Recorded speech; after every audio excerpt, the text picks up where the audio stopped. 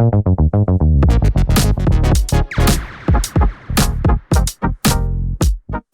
what does this mean for the rest of the? Because just remind us again about the structure of the rest of the Ashes and like what would Yes. England need to do to win it from here? Yeah. So that leads us into like a really interesting discussion that I had some notes on. So Australia have won, which means they're 4 points ahead in the multi-format series. So points accrued across the different formats, like the different types of games played across the entire tour, decide who wins the Ashes. The Test match is worth 4 points, which Australia have got now. Uh, and the points used to be because there's so many tests were drawn before the points used to be shared, right? So it was like the test match I ended up get being a you. stalemate, so it ended up being decided by white ball games. But now the test has a decisive uh, has a decisive role in shaping the outcome of the Ashes.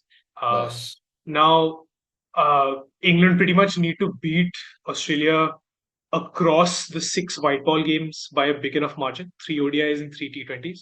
So I think they're going to Like two Birmingham one, 2-1. today.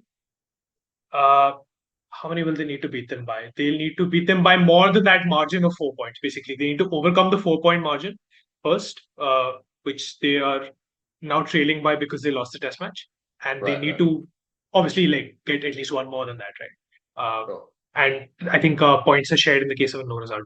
Um, yeah. So they're going to play three ODIs and three T20s.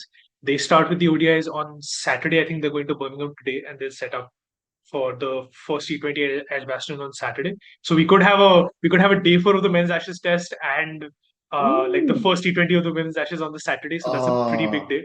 as soon as Uh, I said ooh, I said because we limited overs games would start later in the day, wouldn't they? They'd be like late yeah, night yeah, our it'll time. start much later.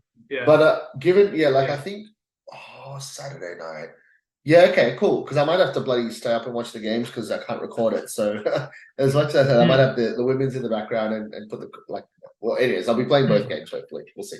Yeah.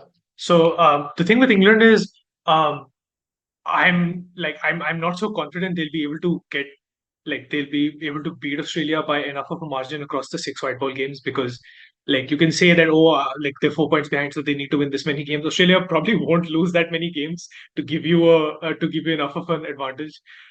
So even if uh like it's tough, right? Which is I look at the end of that test match and I think uh heading into that fourth innings, could England have chased it? Like I think at one point in Australia, in the third innings of the game, it was setting up to be one of those third innings collapses, 450 plays, 450 plays, 150 plays, win by 8 wickets. Like one of those, like as it usually happens when it's sort of flat for the first few days and it breaks up later in the game. Mm. Um, and maybe England could have changed it. Um, but I mean, maybe you could say that was unlikely because they were batting like last and the pitch was breaking up, etc.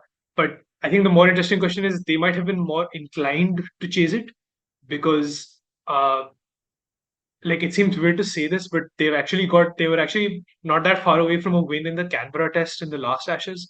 Mm.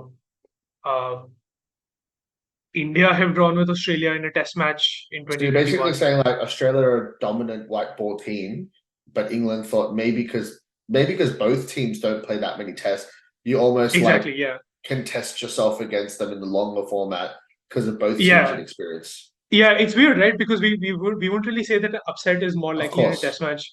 Mm. Like you wouldn't say that a minnow could beat like a favored team in a test match because you think that it'll count over 5 days, like the quality will count over 5 days, but it's more likely in a Mm. T20. But I'm not so sure about England in the Ashes. I mean, in fact, they might have been more inclined to try for a win um, if they only had like 200, 220 to chase. Not only because they'd get 4 points, but also because they wouldn't be quite sure that they could beat Australia by a big enough margin over the six white ball games in Mm. order to actually win the Ashes, Yeah. which is Ooh. obviously that should be their goal.